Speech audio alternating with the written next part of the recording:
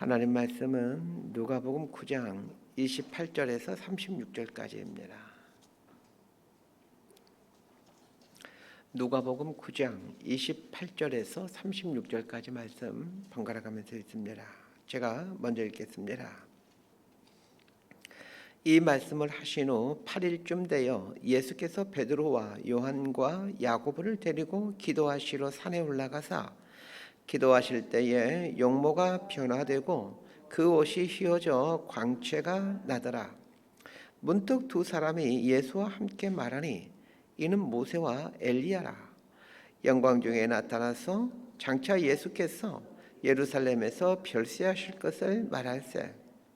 베드로와 및 함께 있는 자들이 깊이 졸다가 온전히 깨어나 예수의 영광과 및 함께 선 두 사람을 보더니 두 사람이 떠날 때에 베드로가 예수께 여짜오되 주여 우리가 여기 있는 것이 좋사오니 우리가 초막셋을 짓되 하나는 주를 위하여 하나는 모세를 위하여 하나는 엘리야를 위하여 하사이다 하되 자기가 하는 말을 자기도 알지 못하더라. 이 말할 즈음에 구름이 와서 그들을 덮는지라. 구름 속으로 들어갈 때에 그들이 무서워하더니 구름 속에서 소리가 나서 이르되 이는 나의 아들 곧 택함을 받은 자니 너희는 그의 말을 들으라 하고 36절 함께 읽습니다. 소리가 그침에 오직 예수만 보이더라. 제자들이 잠잠하여 그 본 것을 무엇이든지 그때는 아무에게도 이르지 아니하니라. 아멘. 오늘 본문은 일명 변화산 사건이라고 불리는 본문입니다. 예수님께서 변화산에서 용모가 변화되셨다, 그런 이야기죠. 자, 그런데 복음서 기자들이 이 변화 사건을 기록하면서 공통적으로 기록하고 있는 것이 있는데, 이 변화산 사건 이전에 예수님께서 가이사랴 빌보에서 당신의 고난과 죽음에 대한 이야기를 말씀하신 다음에 그 다음에 변화산 이야기를 하고 있다라는 것입니다. 그래서 변화산 사건을 이해하는 키는 예수님의 고난과 죽음입니다. 오늘 본문 28절 말씀 함께 읽습니다. 시작. 이 말씀을 하신 후 8일쯤 되어 예수께서 베드로와 요한과 야고보를 데리고 기도하시러 산에 올라가사. 자, 28절에 이 말씀이란 어떤 말씀입니까? 어제 본문에 나온 말씀이죠. 9장 22절 말씀인데 제가 읽어드립니다. 이르시되 인자가 많은 고난을 받고 장로들과 대제사장들과 서기관들에게 버림받아 죽임을 당하고 제3일에 살아나야 하리라 하시고, 예수님께서 가이사랴 빌보에서 처음으로 제자들에게 당신이 예루살렘에서 고난을 받고 죽어야 한다라는 말씀을 하십니다. 이 말씀을 하신 후 8일쯤 되어 예수님은 베드로와 야고보와 요한을 데리고 변화산으로 가십니다. 예수님께서 당신의 고난과 죽음에 대한 말씀을 하신 날부터 변화산에 올라가는 날까지 8일이라고 기억하고 있는 것은 그 기간 동안에 제자들의 삶에 많은 갈등과 회의가 있었음을 추측하게 해줍니다. 생각해 보십시오. 이 지금 복음서를 기록한 것은 예수님이 십자가 돌아가신 지 한 30년쯤 지나가지고 쓰게 됩니다. 자, 그런데 가이사랴 빌보에서 예수님께서 당신이 이제 십자가 달려 죽을 것에 대한 얘기를 하시죠.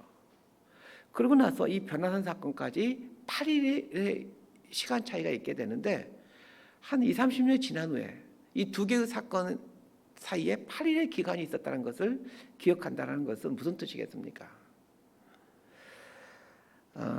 예수님께서 당신이 예루살렘에 올라가서 십자가에 지게 될 것이다라는 이 말씀이 제자들에게는 엄청난 충격으로 와닿았다는 것입니다. 그럴 수밖에 없죠. 제자들은 3년 동안 예수님을 따라다녔습니다. 제자들은 자신의 인생 황금기인 그 가운데 토막을 예수님께 내어드리고 가족도 버리고 직장도 버리고 예수님을 따라다녔습니다. 그런데 예수님께서 정작 무슨 말씀하십니까? 나 이번에 예루살렘 올라가면 십자가에 달려 죽게 될 것이다 라는 말씀을 하시는 거예요. 그런 제자들 입장에서는 지금 이게 충격이 올 수밖에 없는 겁니다. 그 충격으로 보내는 기간이 지금 8일이라는 기간인 거예요. 예수님을 따라다니며 꿈꾸었던 그 기대들이 다 무너져 가고 있었습니다. 그렇습니다. 신앙의 여정 중에 꼭 한 번은 거쳐야 되는 기간이 바로 이런 기간입니다. 사실 대부분의 그리스도인들이 예수를 믿는다는 것이 무엇인지 잘 모르고 예수를 믿습니다. 예수님은 처음 제자를 부를 때 그 제자들 처음 만나가지고 부르시면서 누구든지 나를 따르려거든 자기를 부인하고 제 십자가를 지고 나를 쫓을 것이니라. 누구든지 제 목숨을 구원코자 하면 잃을 것이요 나를 위하여 제 목숨을 잃으면 구원하리라. 이런 말씀을 하시면서 제자를 부르신 게 아닙니다. 네가 반석이 되리라. 혹은 네가 사람을 낚는 어부가 되리라. 이런 말씀을 제자들 부르십니다. 이게 좋은 말로 부르신 것이지 조금 삐딱한 눈으로 보면 꼬드긴 거죠. 네가 반석이 되리라. 네가 사람을 낚는 어부가 되리라. 제자들을 혹하게 하는 말로 예수님께서 제자를 삼으신 것이죠. 그러다가 시간이 지나서 누구든지 나를 따르려거든 자기를 부인하고 자기 십자가를 지고 나를 쫓을 것이니라. 이런 말씀을 하시는 것이죠. 예수를 처음 믿을 때 자기를 부인하고 자기 십자가를 질 생각으로 예수 믿는 사람은 한 사람도 없습니다. 여러분 처음 예수 믿을 때 생각해 보세요. 예수를 믿는다는 것은 자기 십자가를 지고 예수를 자기를 부인하면서 하는 거야. 이렇게 믿고 예수 믿는 사람은 없습니다. 예수 믿으면 복 받는다. 예수 믿으면 구원 받는다. 이런 말 듣고 교회 다니기 시작했을 것입니다. 이렇게 신앙생활을 시작하다가 예수를 믿다 보면 무엇이 진짜 예수를 믿는 것이 무엇인지를 알아가게 됩니다. 예수를 믿는다는 것은 예수님을 따르는 것이구나는 것을 알게 됩니다. 예수님을 따른다는 것은 예수님이 가신 길을 간다는 것이고 예수님이 사셨던 것처럼 인생을 그렇게 산다라는 말입니다. 자, 예수님이 가신 길이란 어떤 길입니까?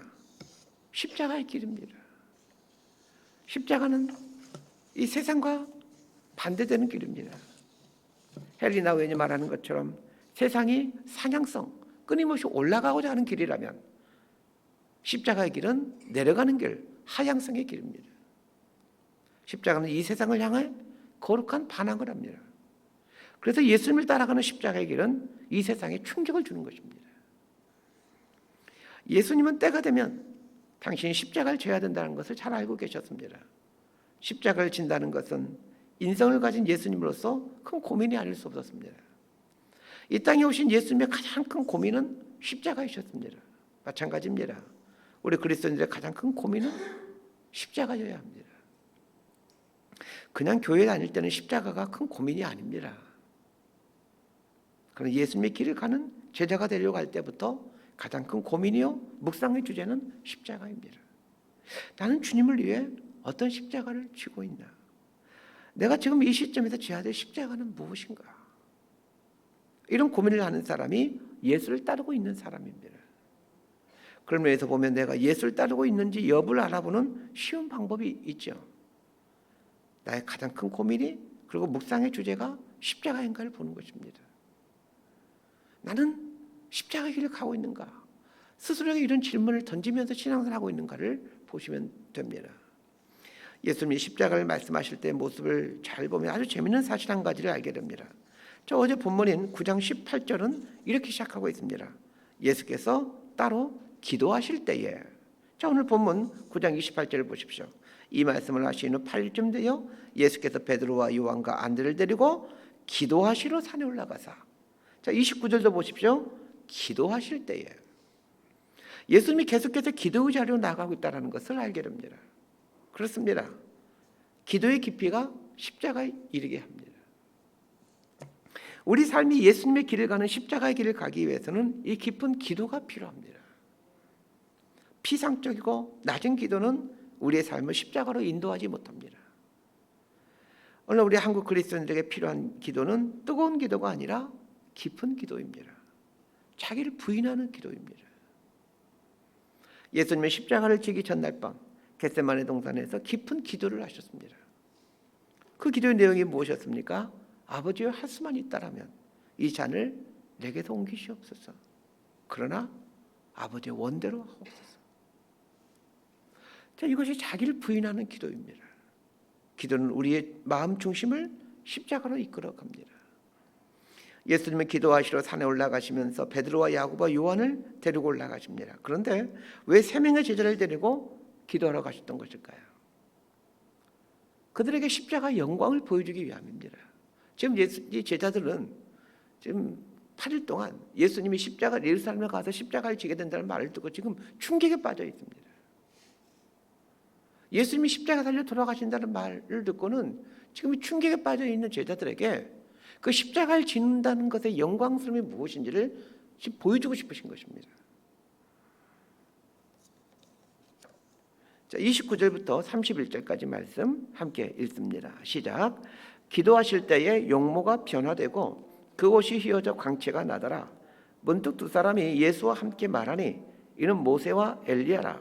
영광 중에 나타나서 장차 예수께서 예루살렘에서 별세하실 것을 말할세. 예수님께서 기도하실 때 용모가 변화되고 그 옷이 휘어지게 됩니다. 이 모습은 예수님이 부활할 때의 모습을 연상하게 합니다. 마태복음 28장 2절과 3절을 보면 예수님이 부활한 아침에 그 무덤가에 있었던 풍경을 묘사해주고 있습니다. 제가 읽어드릴게요. 큰 지진이 나며 주의 천사가 하늘로부터 내려와 돌을 굴려내고 그 위에 앉았는데 그 형상이 번개 같고 그 옷은 눈같이 휘거늘. 형상이 번개 같고 옷이 휘어졌다라는 말과 오늘 본문 말씀인 용모가 변하고 그 옷이 휘어졌다라는 말은 비슷한 말입니다. 예수님이 십자가를 말씀하신 다음에 변화산에서 이 부활의 영광을 보여주시는 것입니다. 그렇습니다. 우리가 십자가를 질 수 있는 용기를 낼 수 있는 이유는 부활 때문입니다. 변화산에서 예수님의 용모가 영광스럽게 변화되었을 때 모세와 엘리야와 예수님이 이야기를 나누고 계십니다. 자, 이 세 분이 무슨 이야기를 나누고 있습니까? 별세, 죽음, 십자가에 대한 이야기입니다. 자, 이것은 모세의 관심도 십자가이고 엘리야의 관심도 십자가이고 예수님의 관심도 십자가라는 것을 말해줍니다. 모세는 이스라엘 백성을 애굽에서 탈출시켜 가나안으로 인도한 사람입니다. 모세는 이스라엘의 구원을 의미합니다. 모세가 이스라엘 백성을 애굽에서 탈출시켜 가나안으로 인도하시는 것은 예수 그리스도의 죽으심, 예수 그리스도의 십자가를 통해서 완전한 구원에 이르게 된다는 그 모형이 되는 것입니다. 엘리야는 능력의 선지자입니다. 엘리야 역시 예수님의 십자가를 통한 온전한 능력의 모형이 되는 거죠. 예수님의 십자가가 구원이고 완전한 능력이라는 것을 이 모세와 엘리야는 보여주고 있는 것입니다. 32절에서 34절까지 말씀 함께 읽습니다. 시작.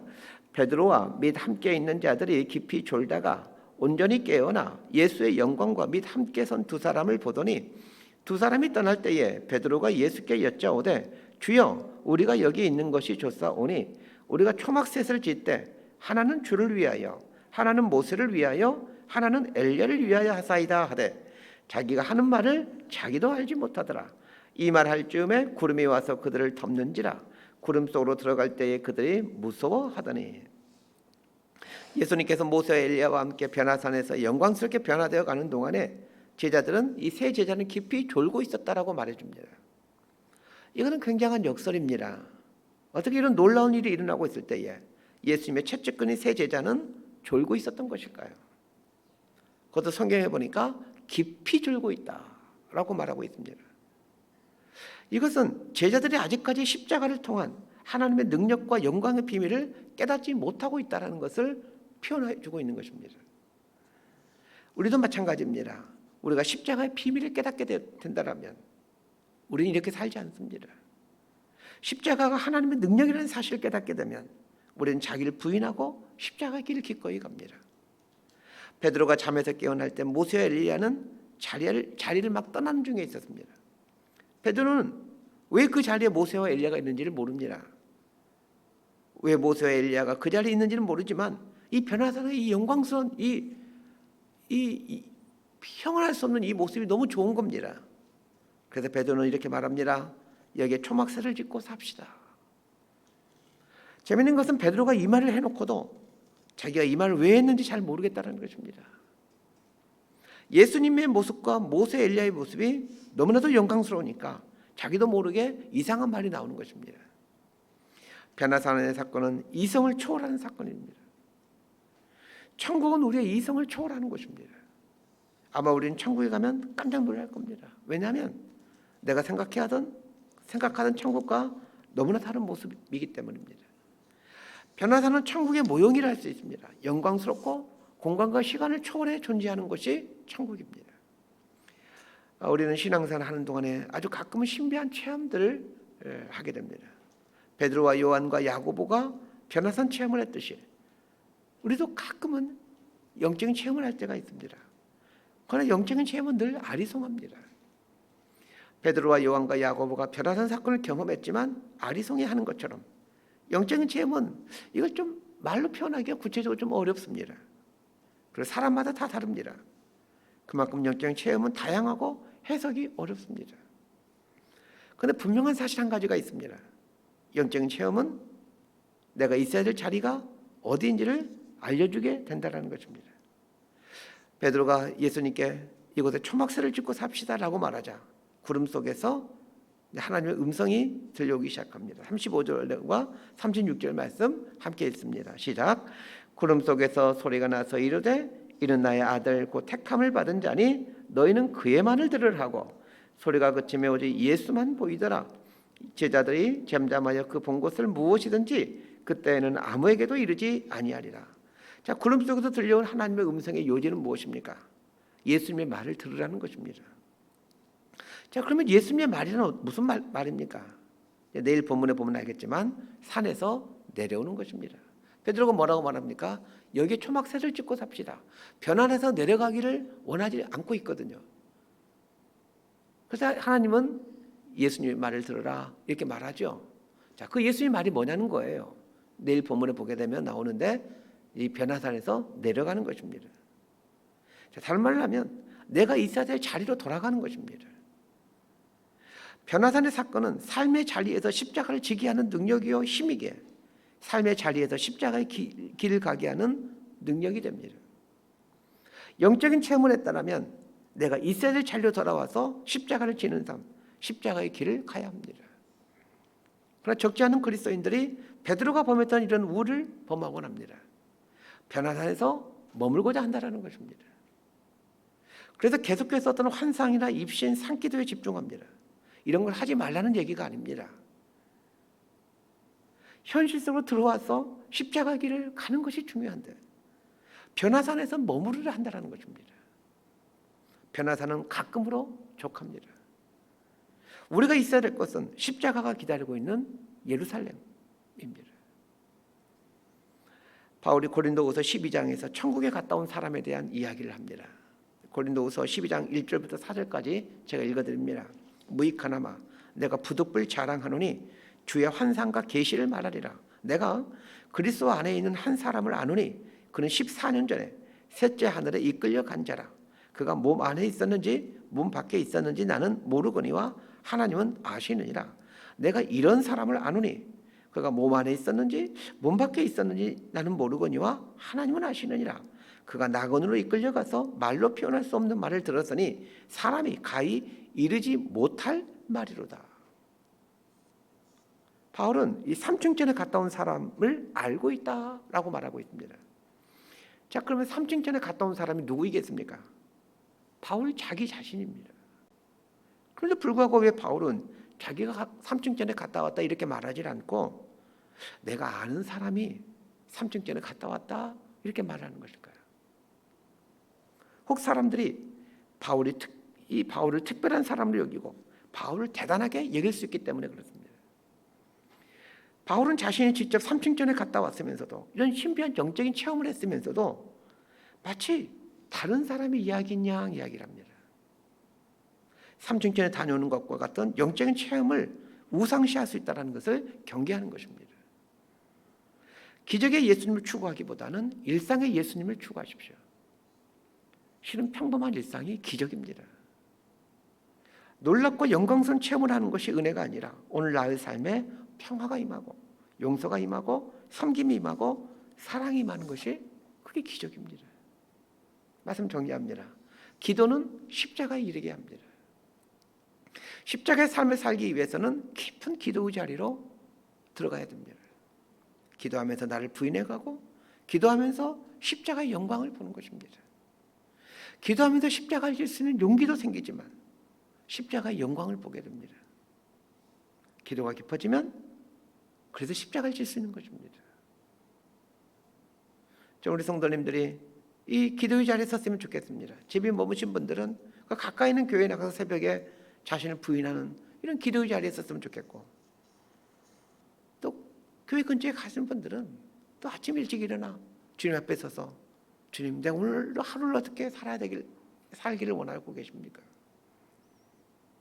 지금 내가 부인해야 될 나의 십자가가 무엇입니까? 이렇게 기도의 자리에 섰으면 좋겠습니다.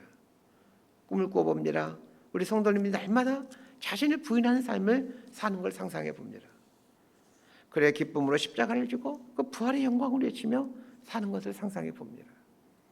오늘 나에게 주어진 일상 속에서 평범하게 임하는 이 일상의 은혜를 기쁨으로 여기며 내가 걸어가야 될 길이 십자가의 길이고, 또 나를 부인하는 길임을 알고 이렇게 하루를 살아갔으면 좋겠습니다. 오늘 하루 일상에서 십자가를 새겨가십시다. 그래야 예수님께 더 가까이 나아가는 저와 여러분의 삶이 되기를 진심으로 소망하고 축복합니다. 기도하겠습니다. 하나님 아버지, 우리의 삶의 깊은 기도의 자리로 나아갈 수 있도록 은총을 베풀어 주옵소서. 우리 주님처럼 날이 갈수록 기도가 깊어져가는 은혜를 더하여 주옵소서. 기도의 깊이가 십자가의 깊이라는 것을 알게 됩니다. 오늘 나의 삶의 자리에서 내 의가 부인되어지고 내 자존심이 부인되어지는 은총을 주옵소서. 그래 삶의 자리에서 그 부활의 영광과 감격을 누려가는 그런 삶을 살아갈 수 있도록 은혜를 내려 주옵소서. 예수님 이름으로 기도드리옵나이다.